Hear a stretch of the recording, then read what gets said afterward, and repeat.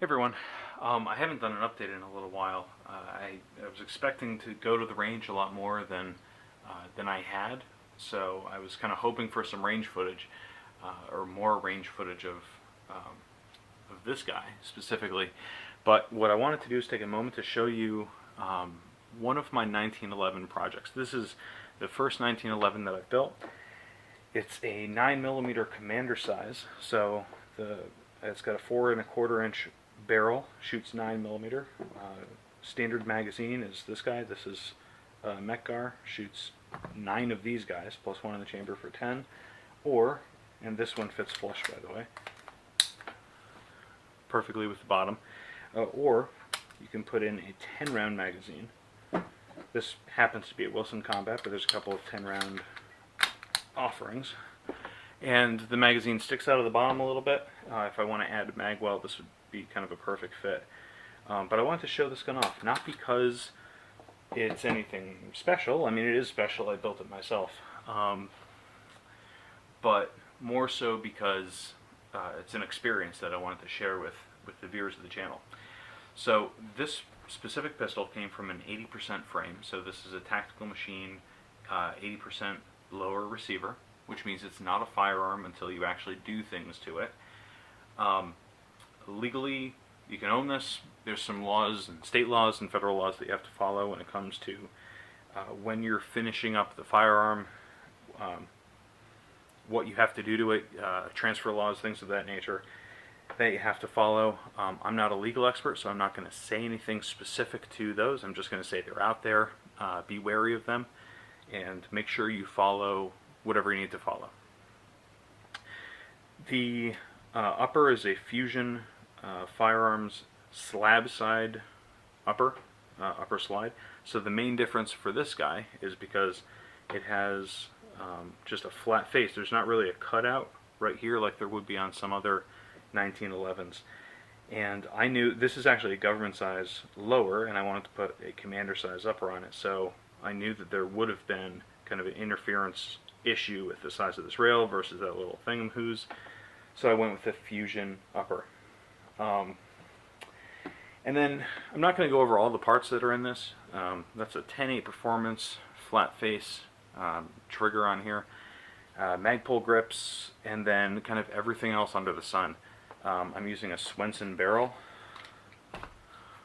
Let me flip this around so it's a little easier to see. I'm using a Swenson barrel up here. I know it's out of focus. It's serialized. I hid that, but you do have to like serialize the frame, for example, with certain information, certain depth, and then any other major 1911 component manufacturer, 10/8 Performance, Nighthawk, Cylinder and Slide, Ed Brown, Wilson Combat, Swenson for other parts.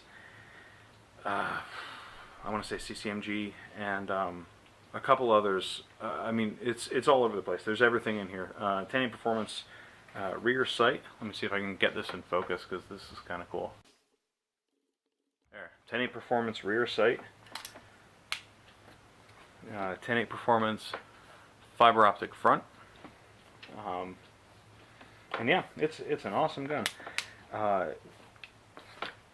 The purpose of this gun, and any gun that you're going to build, unless you're an expert pistol smith, an expert gunsmith, go in, or even if you are for that matter, go into any project with certain expectations. Set your expectations realistically. What do you want to gain from this project? For me, this was not to have the most beautiful pistol. It was not to have a gun that I'm going to carry all the time. This is an all-steel pistol. It's pretty heavy. For a 9mm, it is awesome.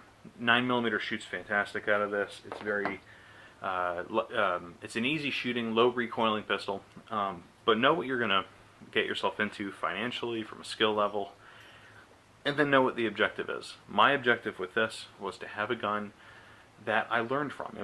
The process itself was the objective, not the end product. Now, I do still want to have a nice gun. I want to have a gun that I can pass down in my family, and I want to have a gun that I have pride in. But this pistol, this whole kit, and I didn't buy it as one kit. I put all the parts together. the process and learning about the process of putting a 1911 together, and specifically learning about how to fit components from different manufacturers that aren't all plug and play together was very important to me. Just like building an AR, you can get components that will fit together without any problem. It's like a really cool Lego set. 1911s tend not to be like that. This one actually took a significant amount of time. Just to give you an idea, this video is coming out in July of 2017. I started this back in the fall of 2015. That's when I got the receiver. I hand cut the rails in here with a Stealth Arms rail cutting jig. It's meant for aluminum, but you can absolutely do it on steel. It just takes a long time, a lot of effort, and you gotta go slow. There's a lot of hand filing to clean up the rails because they didn't cut very smoothly. The hammer and sear pin holes I had to drill on my drill press, which is a cheap drill press, but it worked nonetheless. The beaver tail, this beaver tail does not fit on this frame naturally. This is a standard frame with the old school beaver tails, and I had to actually cut down the frame to fit the beaver tail on. So all of that fitting I had to do. There's a little hole actually right here for the safety that you can stick stuff into. Had I done a better job on here, that hole would not be here. I didn't cut it, but it's standard to 1911s, and you'll be able to find pictures of this online. I'll roll in a picture in a little bit of that. But yeah, I mean, it was a hell of a process. I'm still fighting with two issues. Number one, and they're both similarly related. Number one is the extractor. There, so you can see inside of here. The extractor, which is an internal extractor, just like most 1911s, non-SIG 1911s, has to be hand tuned. Sometimes you get lucky, but the brass will actually flop around inside the chamber. If it's too loose, it'll still function most of the time. Let me get this back. There you go. And I'll explain the wear on the hood, by the way. It'll function just like this. It'll open up and close without any kind of resistance. If it's too tight, it'll actually lock itself kind of about here. And the extractor has to be very finely tuned and hand tuned on a 1911, and I've been trying to deal with some of those issues, getting it to the right tension. I didn't buy an extractor tensioning tool. In fact, actually, here's a good point for me to say.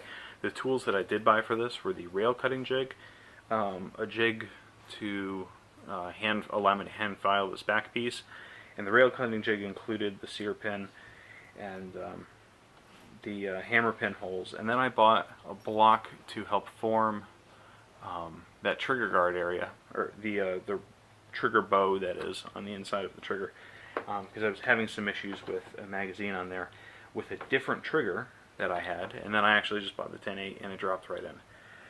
So everything else was done with hand files, screwdrivers, and brass punches. So I'm pretty happy. Oh, I'm sorry. And then I bought a jig to mount on the plunger tube hole to stake the plunger tube.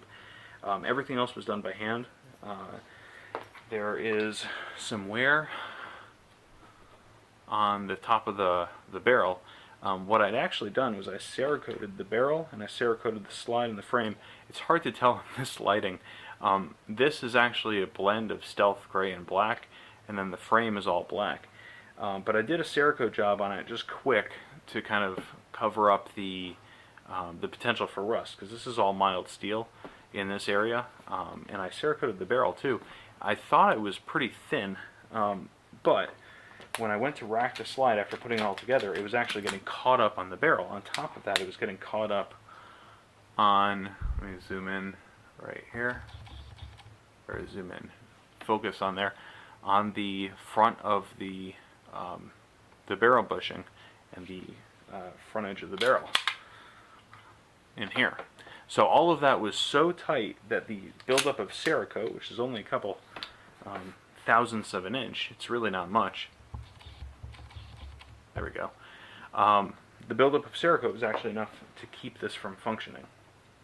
So I took a Scotch-Brite pad, which, by the way, if you do any kind of gun work on metal frame or metal steel components, Scotch-Brite pads are awesome. If you, they'll, I mean, people can file or sand or flitz the inside of something like a Glock trigger mechanism. Scotch-Brite pads work almost as well, and they're cheap. You can buy them in any grocery store. But anyway, I took a Scotch-Brite pad to the outside of the Cerakote just to smooth it down. While I did that, I also loosened up a little bit just on the edges over here. This top edge has a little bit of loose Cerakote, so that just came right off. Eventually I'm going to blast this whole thing down, get it recoated. I might NP3 the frame and do a black upper or something. I'll figure it out. And then do like an NP3 coated barrel. I'm not sure this is the barrel I'm going to stick with, but again, this isn't a final project. The project isn't to have, or the objective isn't to have a gun that works perfectly in all cases. The objective is to learn what I need to do in order to get a well-functioning, well-built 1911. I was considering checkering the front of this, and then I just put some skateboard tape on here. But this is just really an awesome little gun, and I strongly encourage everyone else who has the opportunity to build a 1911. It's a lot of fun. It takes some time, but it's a huge learning process, and the confidence that with 2 flat blade screwdrivers and a punch, not even a hammer, just a punch, I can take this thing down completely, except for the sights, off of the frame. I can take it down completely and then put it all back together. There's nothing keeping me from doing my own work on this gun, down to the even armorer level. The other issue that I was coming across with, speaking of armorer level stuff, is the impact of the gun is about 2 inches low at 8 yards. That's either a sighting issue or there's something going on with the barrel link.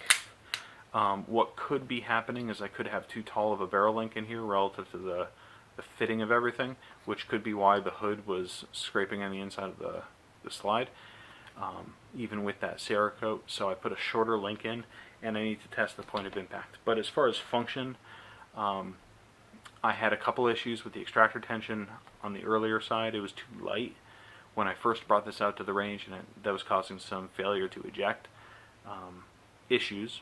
I've got a video of that in my teaser for this project. But I'm confident over the next probably 2,000 rounds or so, I'm gonna, and it sounds like a lot, but I'm gonna iron out the issues with this, and this is gonna become a workhorse. Now, I do carry this pistol. I carry it in a Blade Tech. There we go. Blade Tech inside the waistband holster. I don't carry a 1911 appendix. I carry everything else appendix, but not a 1911, just because if I don't have the safety engaged for some reason, the dropping the hammer is way too easy. Oh, that's actually one more item. This is totally by accident. I do not take credit for this. This trigger is amazing. I've got another 1911, and this trigger subjectively is like twice as good. Let me get this in focus so you can really see this. I haven't measured how much the trigger is, and I kind of don't want to, just from a like I feel bad if it's legitimately a 2-pound trigger. It feels unsafe, but it's really good. By the way, all the safeties work on here. If I'm not pressing the grip safety, the trigger won't work. If I am pressing the grip safety, but I don't have this guy down, trigger won't work. If I have both down, the trigger is super light, very little over travel. And here's the reset. See if you can see this on camera. Nothing. Like, you can feel it. That's it. It's like the wall's right there. So it's awesome. It shoots really well. Part of that's due to the incredibly light trigger. But anyway, I don't carry this that often, but when I do, by the way, it always bothers me when people take pictures of 1911s like this. You would never carry a 1911 like this. You put the safety on, or if it's deactivated, just like a Glock with the trigger back, you would have the hammer down, and that's it. And here you can't put the safety on. So if you know about the internals of 1911s.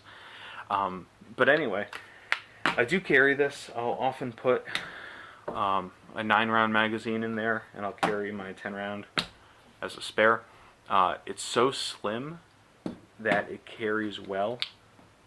You can see the grip is about as thick as a Glock, but the slide is slimmer, so the stuff that actually goes in your pants is a little easier for those of you who are kind of constricted in the room that's in there.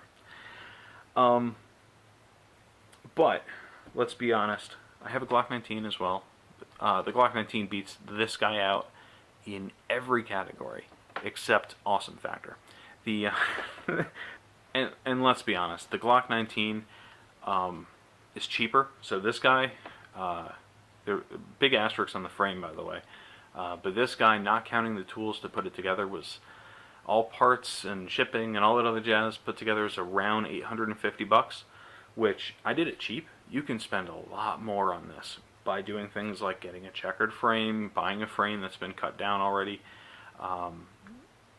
getting different slides, different components, different barrels. The barrel was $50 or $55, I think. You can spend easily $200 to $300 on a barrel. So, and then if you get custom milling or anything done, custom fitting, if you have to bring it to a gunsmith for anything, you can spend upwards of $1,000 without really breaking a sweat on this type of gun. So, $850 was good for this. You can get a Glock for $550. So, the Glock wins out. The Glock has more rounds. Even if you live in a restricted state, the Glock has 10 rounds. This max has 10 rounds. Again, another reason I built it, because I can, even though I'm in Connecticut.